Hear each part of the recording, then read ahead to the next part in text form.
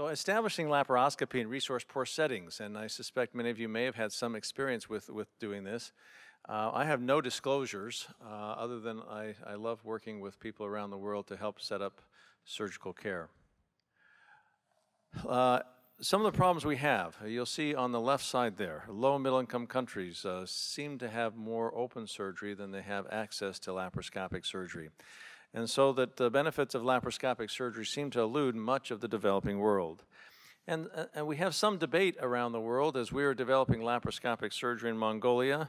The Swiss surgical team, Beat Kier, made this comment, and he's not the one with his hand up, he's more the white-haired gentleman from Switzerland, told me, you should not be teaching laparoscopy in Mongolia. You should be teaching basic open surgery. At the same time, I met one of our speakers who's here with us today, Dr. Segerlin, who she stated laparoscopic surgery is more important for developing countries than high-income countries. What a dichotomy to try to get people's perception as to what is needed for their own people. But then again, you have to look at the challenges that we have. Well, maybe Dr. Kier might be right. Is it possible? You look at the world and where we have electricity. And the way we do laparoscopy usually requires a lot of electricity, and so this is a major challenge. Or if you look at access to clean water, out in the gear villages outside Erdenet, people have to go to the well. At least they have access to a well. You go over to sub-Saharan Africa and access to clean water, sometimes even more difficult out in rural areas. In teaching laparoscopy, when the power goes out, the water goes out, and your TV screen turns to a black and white, that sometimes can make things very challenging. And how do we proceed if we're going to really talk about setting up laparoscopy around the world? And then as you have sterility issues, we have long instruments, and you go to environments where sometimes they aren't used to sterilizing long instruments. They've been using round kinds of things and sterilizing them in different methods. As we drop over to Ghana, this is the recovery room, and there you notice the box at the end of each of the patients that is recovering. This is what people bought to, the surgeon gave the patients a list of what they needed to have for their supplies, so when the nurse needs to get an IV or get something, they can go to the box that the patient has purchased ahead of time to be able to move forward.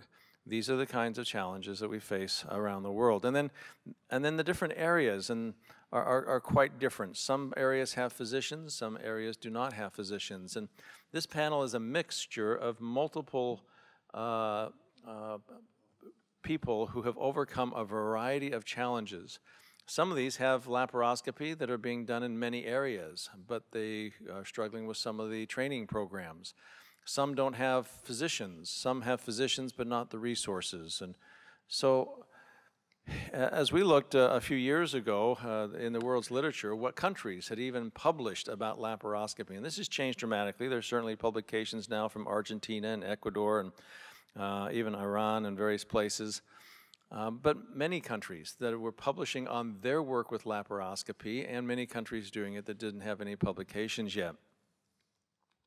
When you go over to West Africa, the West African College of Surgeons, and you surveyed the surgeons that attended a few years ago about what their desires were, if they had access to various educational programs, what were their major interests? And their major interests were those of minimal access skills and endoscopic skills. So not only from a patient or from a physician perception, they think that this is something that's important for them as well. We drop over to China, where we went to teach 2 surgeons to do a laparoscopic training course through our SAGES Global Affairs Committee. We had a team go a year before this, arranged the trip, planning to go and teach 2 people, and as we arrived, we had big signs up alongside the entire hospital. Welcome our SAGES experts to teach us laparoscopies, and surgeons came from 16 different hospitals. We had a much larger student body than we were expecting. And how do we go ahead and approach this? And laparoscopy in this area was really being done at this one hospital. At the 15 other hospitals, it was not currently being done. In Nigeria, I think we learned about the perception as well as what people want. Dr. Leslie Akapori, a wonderful hospital director as well as urologist, said, as we now live in a global society, it would be unconscionable for Nigerians to be denied the medical advantages of new technology. And then you go to the patient perception. I remember in Ghana, I asked one of the patients, I said, I have some people in Mongolia said that maybe in poor countries, it's okay to have a little more pain. It's okay to have that open surgery and take a little longer to get better.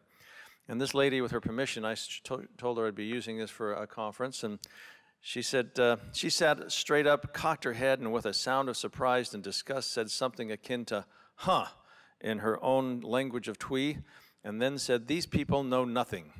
Less pain is very important to Ghanaians, and I think this is probably true around the world. So the benefits of laparoscopy can be really quite beneficial to people around the world. At the Copenhagen Consensus in 2012, this comment was stated, rather than improve access just to essential surgery, there is a case for a broader intervention that improves access to a broad range of healthcare services that may be highly beneficial to poor people, but not only to poor people, to those from middle-income countries, from high-income countries. The benefits are universal. And I think this should be coming out in the new Schwartz textbook. A health system strengthening through minimally invasive surgery and endoscopy. What can this do for the health system? It is an impetus to create new financial mechanisms. It provides an avenue for poverty reduction. It stimulates infrastructure development. It can decrease brain drain migration if you bring a laparoscopy and support it with infrastructure development. It's an opportunity to treat a broader range of diseases. It encourages affordable, high-quality innovations, and it improves universal health coverage, all leading to strengthening the healthcare system. So I think that there is much more to be garnered by teaching and expanding laparoscopy around the world, not just by doing laparoscopy, but by strengthening health systems. You look at the global market, there are about 7.5 million laparoscopic surgeries being done around the world. Most of these are in the United States and Europe. But there is a market for 30 to 50 million more laparoscopic surgeries around the world. The challenge is, we have Dr. Adisa here from Nigeria, and I don't know if he ever saw this. There was an award given back in about 2010 or so. At that time, it was given to a company that was given the award for the best healthcare company of the year. And you go to their website, and what was their method of providing health care? It was to send people from Nigeria to India to get health care coverage. This was actually taken to the Ministry of Health by Dr. Fiumu Nikuwara to indicate the problems that we have and the strengthening of the healthcare system that we need to do in these countries. As we go over to Mongolia, there are about 40,000 people that leave to get their health care abroad every year. Estimated about $100 million of lost local revenues not captured by the country. And that and that's at about 20% of the total healthcare expenditure in the country. As we go ahead and build sustainable, modern surgical care in these areas, the benefit to the countries and improving their economies can be quite dramatic. So the barrier to global healthcare delivery is not necessarily funding or knowledge of how to deliver healthcare. It is the ability to implement. This is by Dr. Jim Kim of the World Bank, and it's for this reason that we have invited our distinguished panel to come and speak with us today. We have people who, at all stages of development of laparoscopy, overcoming all sorts of various challenges, and continue to overcome challenges and have plans to move forward. We have Dr. Adisa from Nigeria, Dr. Paul Severson, who's worked for many years in building laparoscopic surgery in Haiti, Dr. Segerlin from Mongolia, could be called Dr. Mongolia because she has set up laparoscopic surgery for the entire country. She has recently set up liver transplant. They've just done their 46th liver transplant. And Dr. Moreno from Mexico, president of the Mexican Surgical Association, who is working with our ILAP program in developing educational programs to improve training in laparoscopy throughout Mexico, as well as Dr. McIntyre, who is just barely beginning to work on some of the work in getting laparoscopy in Burundi. I'm going to get you a better picture next time. See, this is the only one that I could find on the internet. I searched and searched. Anyway, we'd like to begin with that. And Dr. Hazy, do you have any comments to make before we go on to our speakers? No, thank you. I think one of the big advantages I think we're going to have today is it's a small group. And so I would encourage, very often there's many, many questions. And I think with the panel and the people you see speaking, we can kind of add insight into just about any part of the world. I think one of the places that we don't have a whole lot of experience in is Western Europe and Australia. But other than that, please feel free to speak up, ask questions, enjoy the fact that we do have a small group. And I applaud all of the speakers who have done outstanding, selfless, unpaid, dedicated work throughout the world.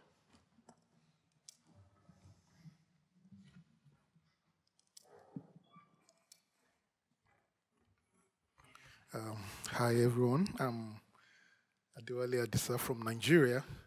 I work in this hospital, this university, and this is the College of Health Sciences. It's located in the southwestern parts of Nigeria in West Africa. The disclosures I have nothing to do with what I'll be presenting today. And I'll just briefly like to share with you the innovations we had to put together to be able to start laparoscopic services in our hospital. I would first like to join the debate by bringing our attention to two papers published by Globosurge this year alone. In February, in the Lancet ID, Globosurge published SSI rates following abdominal surgeries, and in high-income countries, it was 9%. In low-income countries, it was 23%. And the same paper showed significantly that the rate of laparoscopy was very, very low. How exactly does the rate of laparoscopy affect impacts on the SSI rates? We have really not looked at this. Globosurge also published in Surgical Endoscopy in April edition, management of acute appendicitis in high, middle, and low-income countries. And this is what I'd like us to look at. Again, in acute appendicitis management, the rate of SSI in low-income countries is more than triple that of high-income countries. And the rate of laparoscopy being used for treatment of acute appendicitis is so low compared to high-income countries. Now, looking at laparoscopy when it is performed in low and middle-income countries is said to be associated with very few complications. And so I think the debate that's been on for long, but I think we have reached a point where there is evidence that if laparoscopy is expanded in low and middle-income countries, there's going to be a lot of advantages, many of which we have not even considered. In my own hospital and in Nigeria in particular, for several decades, all we had was gynecologic laparoscopy for diagnosis of infertility. And in my hospital, by the time I was to start laparoscopy, the gynecologists haven't done one in over 10 years. There was no record anywhere of laparoscopy being performed in general surgery. A number of people came on medical mission, but they couldn't do because many things were not right. So there were few attempts by visiting surgeons from foreign countries. So the first challenge we had in starting is how do we start? How do we get adequate training? And then how do we get what we needed? I work in this hospital, is in a semi-urban location. The population is largely agrarian, even though it's a university town. And I trained abroad in laparoscopy, but going back home, there was no laparoscopic tower. And when you are the most junior attending in your department and you want to start something new, then the first thing that you are told is that there's no money. So you first need to think of what to do. Now, this is how I started doing laparoscopy. I looked inside the store of our hospital, and I found this insufflator. The only thing that made me know it was an insufflator was I saw carbon dioxide written on it. It doesn't use electricity. You need to get somebody to stand beside it and keep pressing. I think somebody brought it to the hospital like 3 decades before I saw it. It was still wrapped in its nylon. And so we started doing laparoscopy with this setup. I found this light source and camera that the gynecologists were using, and then got a monitor. Carbon dioxide came, and with this setup, we were able to perform 15 diagnostic laparoscopies in general surgery. And then the hospital asked me, what do you think you need? I said, I need a quadrumanometric insufflator. Where can you buy one for a very cheap price? So we can buy one in India. And then we started looking a little more decent. Then we put everything together, and then it looked more elegant. And then after a while, this is the same LG television that you buy on the streets. And I still use this up till today, even though the hospital has acquired 2 more towers. But I'm so used to this, and I'm very comfortable with it. Now, when the hospital saw we were making a little more money from laparoscopy, then they asked me, what would you like to buy next? And then I bought the energy device so that we could perform more delicate surgeries and do a little more advanced. And then I started also trying my hands on some more nicer things to do. So we had this stepladder growth in our practice. The whole of the first year we were doing diagnostic procedures, then we moved to appendectomy and cholecystectomy. And by 2016, we started doing gastrectomy and colectomy, and we started single incision procedures. Then the next challenge is, now that we can do, how do we sustain? And of course, the only way to sustain is to identify the hurdles and to scale them one after the other.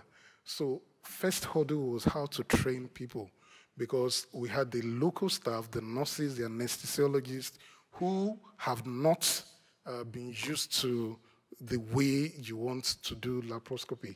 And so we had to organize several local training sessions for our local staff, and then we had to create a surgical skills laboratory so that our trainee surgeons can also benefit from local training. The next hurdle, which I think for me is one of the most difficult hurdle, is power supply. And Nigeria is very notorious for poor power supply.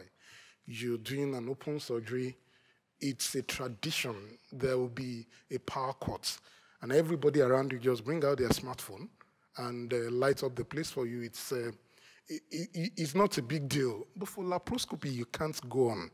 And so we had to get an inverter system, and of course also buy a UPS. So you must have alternate energy supply, and you must also have a backup for the backup, because you can't be sure that one will not fail. And this happened just as I was preparing for this lecture, such that there was power cut, but of course you can still see the appendix was in my hand. So even when there's a power cut, there is alternative supply to go ahead. Now, the next challenge were the consumables. How do we overcome this? Because to buy this was very expensive for us in the part of the country where I work, and even for the patients, the amount you can bill the patient is limited. Otherwise, they won't just show up again. So we had to sew drapes as camera cover. We had to, at every instance, create our own endoloop from our own endo bags from gloves. Every appendectomy is done with a loop that even the nurses are trained to produce this on their own. Perhaps one of the best things that ever happened to me was my encounter with Dr. Liponsky in 2012 when I came for SAGES in San Diego. And he listened to me talking, and the next thing he did for me was to give me his card, and he told me to write to MedWish. And this MedWish has been supplying us all trocars and cannulas, and for me, this has brought down the price significantly, such that you get a laparoscopic cholecystectomy in my hospital for the equivalent of $200 in Nigeria. And that has helped us to be able to get volume, such that by 2016, we have performed more than 500 laparoscopic procedures in the hospital in our single unit. And from there, we've been able to publish and join the debates all over the world and showcase what we're able to do, even from little series. And the next challenge is that we now identify that we need to increase access to this, because a lot of patients travel very far distances to come to our hospital just because they want to get laparoscopy done. And we aided the establishment of MIS in all the surgical units in our hospital. The gynecologists that were not doing before, as are today, LVH, LAVH, they're able to do hysterectomy laparoscopically because we've been working together. The pediatric surgery unit in my hospital now does laparoscopy routinely because we try to bring other units to also embrace minimal access surgery, minimally invasive surgery.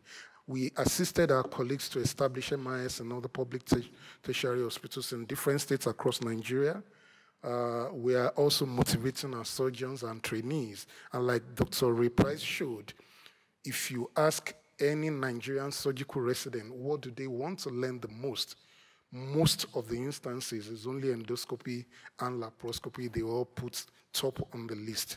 So we are helping facilitating local and regional meetings, and we created this surgical skills laboratory with a lot of local adaptations, and our residents are on their own able to now train and improve their skills and impact this on their performance in the OR.